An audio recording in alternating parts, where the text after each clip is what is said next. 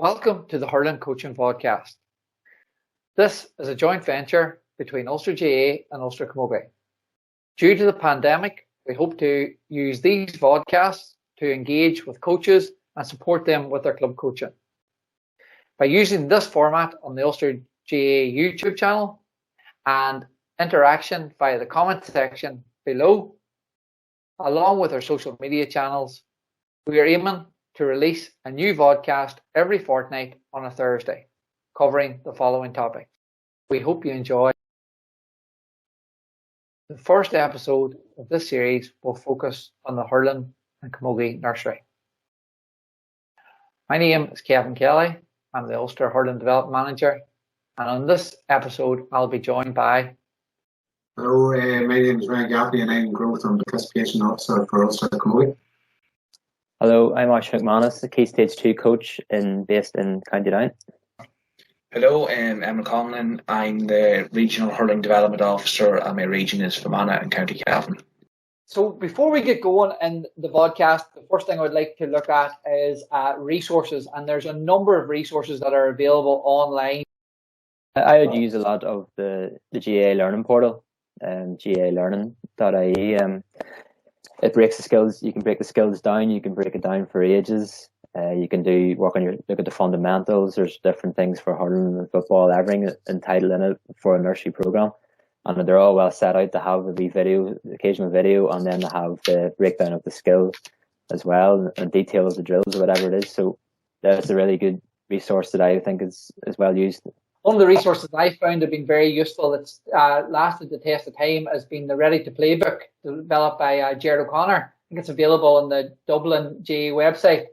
It was written in 2007 and it's absolutely brilliant. It's like a wee Bible for those who are trying to set up a nursery and look at the structures behind it and what you should be trying to do within it.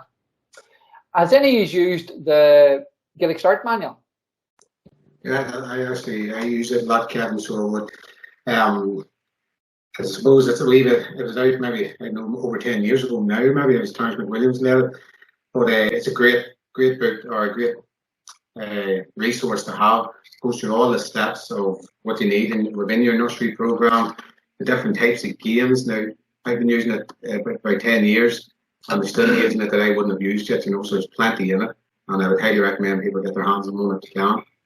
Yeah, there's. I would be a big fan of using resources on YouTube, and Damien Young has a workshop on YouTube on Hurling Nursery, and it's very well explained and it's very good content. So if you type that into YouTube, you'd get a good understanding of it.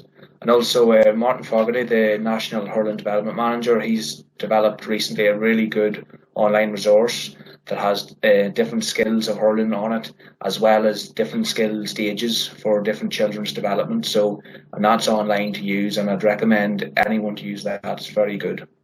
Yeah, well, follow Colin Crowley there down. He's a CDA, I think, down in Cork, and he's a good online resource there called Coaching the Game.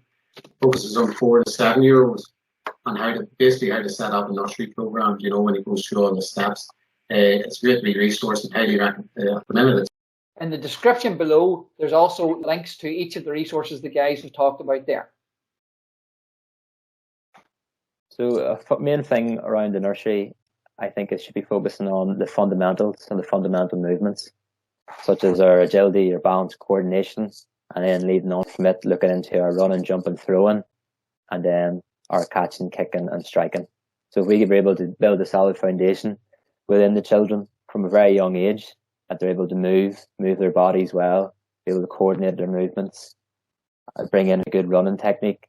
This will be able to lead into the introduction then of basic skills in hurling, such as our dribbling and our ground strike.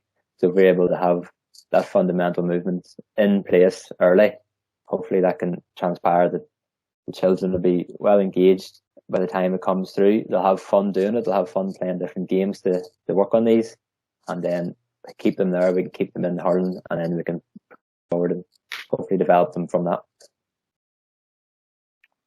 It's really important because at the end of the day, we're looking at the long-term player pathway. And if you looked at the really good poster that Ulster GAA brought out around the pathway, you can see that the fundamentals or the hurling nursery age group is going to be working in around that under sixes, which is probably going to change to maybe under fives in a few clubs. But then again, it also looks at maybe clubs aren't starting off at under fives, and the first time the child's getting a hurl in his or her hand is maybe at under 8 or under 7 age group. So you have to be careful that you're not overexposing them to exercises and skills too quickly. Remember, they're not a senior and they're not an adult. They're just a young child that's trying to get it. One thing that we need to make sure is that the expectations are set by the kids and not by the coaches. So my main principle is that everything is child-centered approach. And what this basically means is that everything that's done is to focus the child and for their development and not the coach. So, for example, if a child comes in, give the child a hurl, give them a slither, and get them familiar with how to do the skills of the game. If you have 20 children and one slither, and the 2 best children are playing with it the whole time, not 20 children are not going to develop. So I think it's really important that as a coach we make sure that every child has a chance to learn the game. So to me, one of the goals of the nursery program is to try and create that conveyor belt for players to come into your club, and then try and get them through the age groups, and hopefully to finally play senior for your club in years to come. Another plus is that you're actually getting parents who have to come and drop the kids off, and it's a great way of maybe encouraging parents to come in, because sometimes it's hard for parents who maybe aren't familiar with Camogie or Hurling. It's hard for them. They feel a wee bit intimidated to get involved, or a wee bit afraid to get involved with their coaching and stuff. But it's a great way to see that, listen, there's not much. All you have to do is come in, mind these 3 kids at this station. It's an easy one, just throw the ball into the bucket. We don't make it too hard.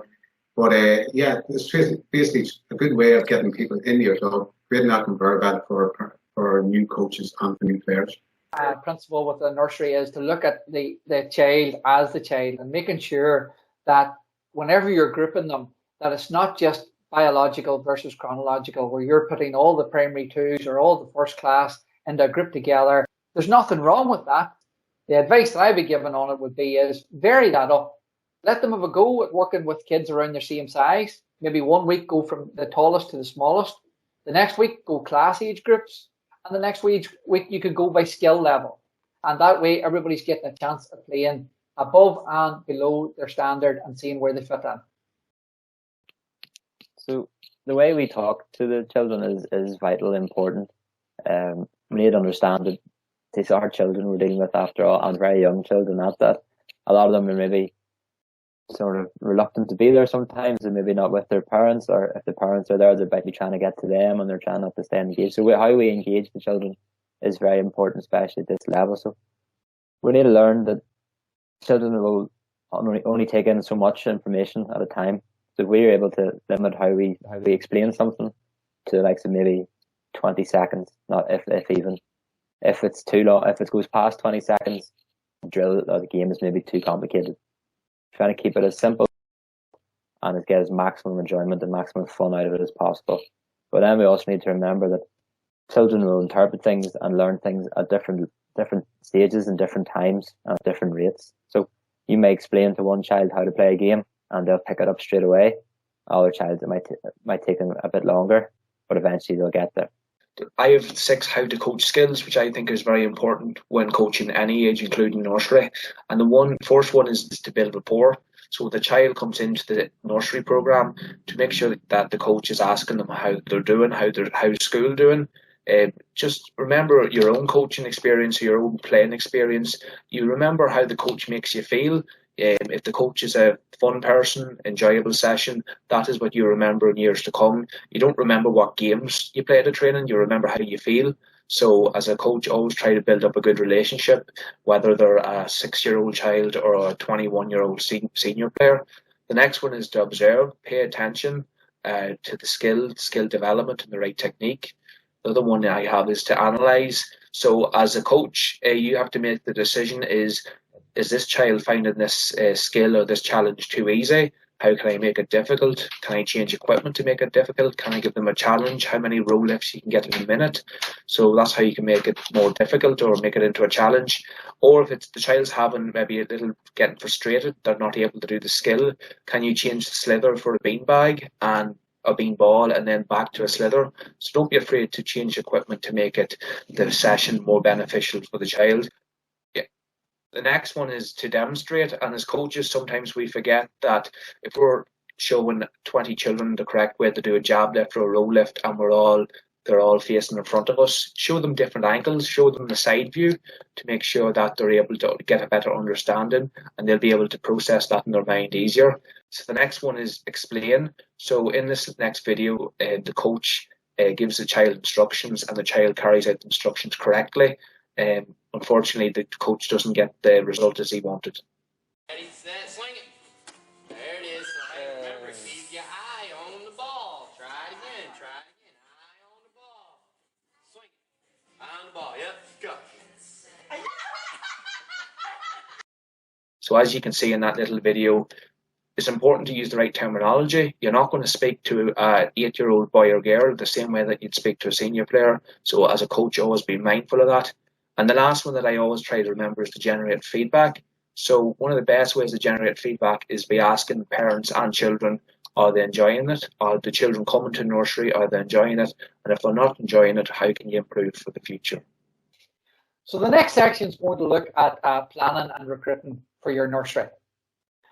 With the number of clubs that we deal with, it's often been said to us when we go into them, what do you need to say? First thing is, we need to get kids. We need to get into the schools, get kids back out to the club. Now, I'm going to say that's all well and good, but what happens if you get, just for take's sake, you got a full class to come to your club, 30 kids, and they arrive and the experience they get isn't great? How are you going to hold on to them kids? So my question to the clubs would be, are you ready for a hurling nursery? Here's a few wee tips on how to help with planning and recruiting for it.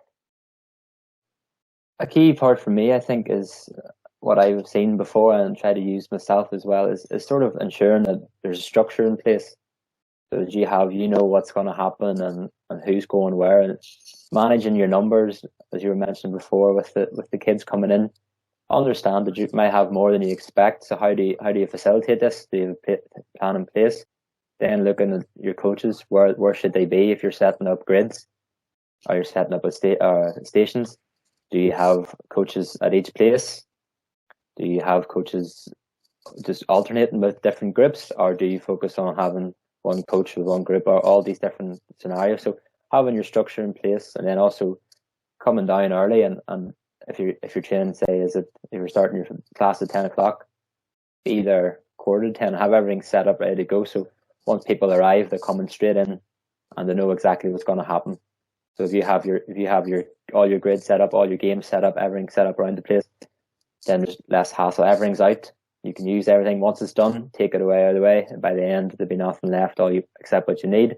Saves a lot of hassle coming around at the end. And you have everything done, everything structured, and everything runs through smoothly. So I think having enough people there, everyone knowing what they're doing, everything structured and running smooth, I think is vital for especially managing the younger ages. As a coach, I think it's important to be organised. For example, if you're setting up small little pitches, have them done in colour coordinated, a red pitch, a green pitch, and a blue pitch. If you say to a child, go over to the middle pitch or the pitch at the end, some children can't process that. So it's really important that we use the correct language when working with a child. You're not working with the senior team. You have to make sure that the child understands. And remember, the main focus of hurling nursery or any nursery in sport is that the child enjoys it and it's enjoyable. If the child enjoys the sport, they're more likely to come back. And it will be a wee bit mad at times. It'll be crazy. It'll be organised chaos. The thing as a coach is to embrace that. At the end of the session, if the child leaves with a smile on their face, they're more likely to come back. I think when you're doing a nursery, a really important thing is how to recruit coaches. And sometimes by using the word coach, we can put people off. In areas where there wouldn't be a strong hurling tradition, if you ask someone, can you come and coach hurling Camogie at the weekend, or can you help us with the nursery? They'll be put off because they don't think they have enough knowledge to do it. As a club, if you say, could you help out? Instead, use the correct language, you're more likely to get them. So instead of saying, can you coach on the weekend, or can you help the nurse, say, can you become a helper? And then your helper could then go forward that and do a coach education course, and then suddenly the parent who was a wee bit unsure of getting involved could be one of the main coaches in the next year. So as a club, don't be afraid to approach people in a nice manner. It's also important to get sometimes the minor squad in, minor players in to help out with the underage. And if you can get a senior team, if you have a senior team at the Hurling Camogie level, and you can get some sort of a rotation set in that every week that you have a different senior player coming down to help out. I think it's also important to celebrate different times of the year. So Halloween time, why not have Halloween hurling? Make it fun, make it enjoyable. Or just Christmas time, have a wee bit of a celebration for the children. But definitely recruiting coaches is difficult. But I can think of a few examples in Fermanagh where clubs started there. Listonskea Emmett started hurling into the club there last year, and they done a real drive ex-hurlers, retired hurlers out to help with the underage, and it proved to be a big success. So as a club, don't be afraid to try different avenues to get people involved. So I just wanted to go through a few things that I would suggest on how to start up in nursery and what I've used in the past. The first and probably the most important thing is to identify a good coordinator, a coordinator, and then help them get more coaches on board. It's important that you have correct personnel there, people that are happy to do it, and people who want the challenge of doing it, and who basically have a good rapport with kids. And you might want to meet with key stakeholders, maybe your club coaching officer, tell them what you want to do. If you can, it could be beneficial to meet with the parents to try and sell the idea to the parents as well, because if you get the parents on board, it's half the battle. Then once you have your dates and all sorted of when you want to run it, most people will run it for maybe 8 weeks. Some before Christmas, some maybe run it for now 8 weeks after Christmas. You might want to promote it on social media. So you get a poster. I'm sure somebody within the club will be able to design some sort of poster. It doesn't have to be brilliant. Try and put it up on your social media. Also promote it in the school. Put the flyer up in the school. Hopefully a good club school link that you can get it in there and get it promoted during PE sessions or even through the teachers. Then you might want to put out a registration form. To me, in the past, I've used registration forms such as Google Docs or something just to get information. Basically, make sure you have contact numbers for the parents, especially just in case it's an emergency. But also, it's handy to have their contact details in case, let's say, something happens and the coaches aren't available on the night or whatever. It's easy then you can just contact them directly. Then once you get your program started on the first night, which works well now, and a lot of clubs are doing it, it's just taking a few wee clips. Obviously, get the parents' consent. To take the photos or the videos and a few wee clips and promote it again through your social media. So then it's the kids love to see themselves, photos of themselves or what they're doing and that there as well. So then finally try and encourage the parents to take part in it as well, to come in and help out as much with the coaching as possible. The major thing around the recruitment is if you have one coach and he's dealing with 30 kids, particularly at this age group, they're not going to get an awful lot of quality coaching done. It's mainly going to be a babysitting service. The more coaches or more parents or more adults that you can get involved in this here, as a lead coach, you can then coach the coaches in order on how to deal with small numbers. Aiming for a ratio of 1 parent to 3 kids would be a very good idea. You might not hit that target, but that's the numbers that you should be aiming for. That way, then whenever you give the instruction to the kids, all the parents or the coaches that are helping you have to do is really look at them key points that you've just emphasized for that next skill or game. If you've got any wee tips on how you would go about your planning and recruiting coaches for your hurling nursery or your camogie nursery, please leave them in the comments below. Yeah, I suppose traditionally in Gaelic games, when we think of a game, we think of 15 against 15. But when you're coaching children, you have to adapt that. So, for example, small-sided games are better. More children get more chances of playing. When a child's playing hurling camogie, the skill they'll enjoy the most is striking. So I would be a big supporter of doing plenty of ground striking games, 3 against 3, 5 against 5. If you have a group of 20 children, don't put them into 10 against 10. 5v5s, make it into a little All-Ireland series, give the teams different county names, make it fun and enjoyable. As a coach, you have to remember, you're not just a coach, you're a facilitator. So if a child comes to the club and they get plenty of games, and I would always have a rule in my head that half the session is dedicated to games as well, because yes, do your skills, but skill development is important at all ages, but the game is why the child comes to the pitch. So make sure they get plenty of games. Always keep it fun and enjoyable. For example, if you do have a game which is large numbers, and it is something like 10 against 10, you only have one slither, why not throw in 2 or 3 other slithers? It might look a wee bit unorganised, but children are involved, and as long as children are involved, they're enjoying it. And if you're setting different games up, don't have 2 or 3 children waiting in line like a shopping queue. Make sure that it's quick and it's enjoyable, and the children get plenty of hurling and camogie. For anybody there who's considering running a nursery program indoors, in the past I've used music during the while the kids are playing. So say if the game's 3 minutes or whatever, just put on a song. Once the song's over, then the next thing we'll move on to the next game. For me, I think the music helps. It helps for coaches, because sometimes when you're indoors, the noise levels can be pretty high, as I'm sure you're well aware of. But it also, the kids, whenever the music's been played, it seems to stimulate them a wee bit. They seem to not be worrying about talking to their friends or anything like that. Just seems, I think that their concentration levels can be a wee bit better.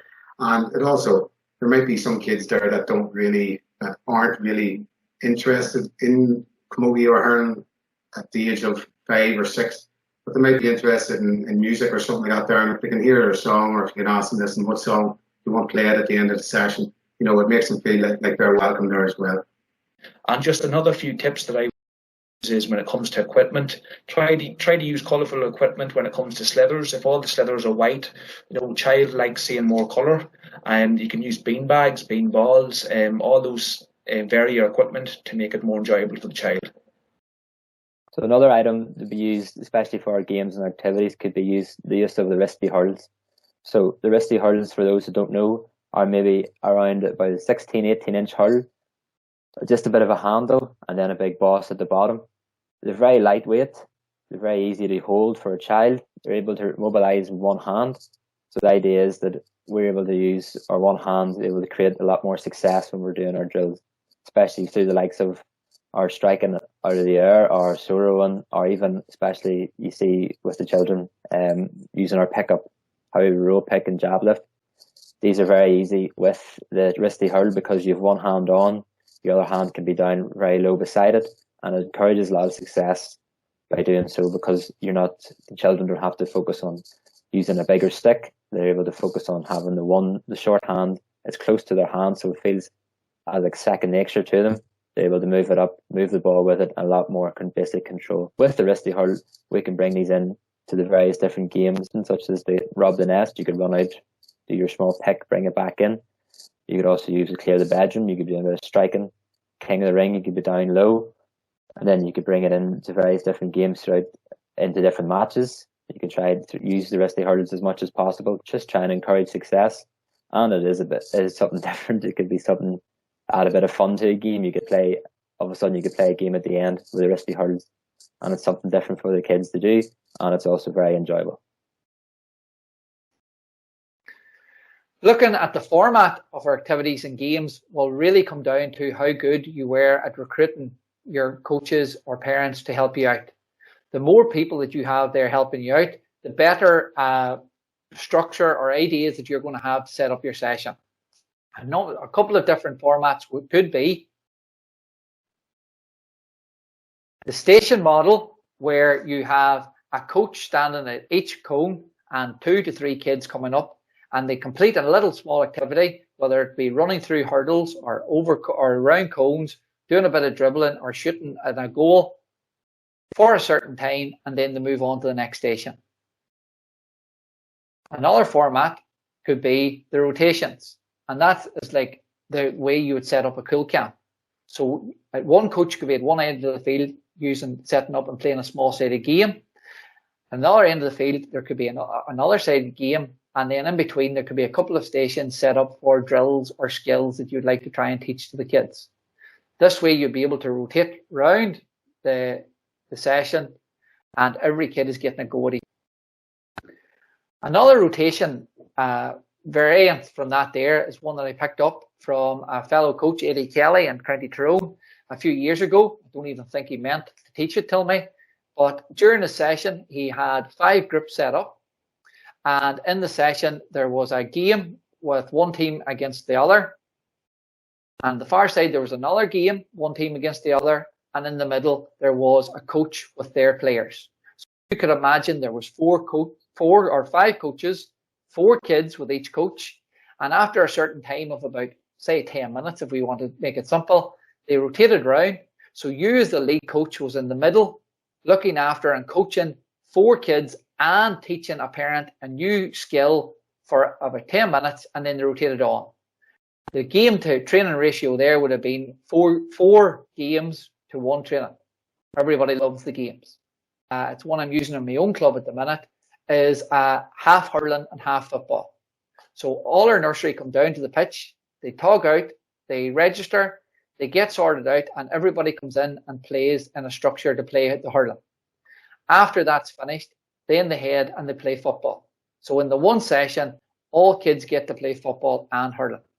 Great way of trying to encourage more dual players and also trying to recruit more players. The other way that you might want to set up your session is looking at the diagram here, where you have your goal set up.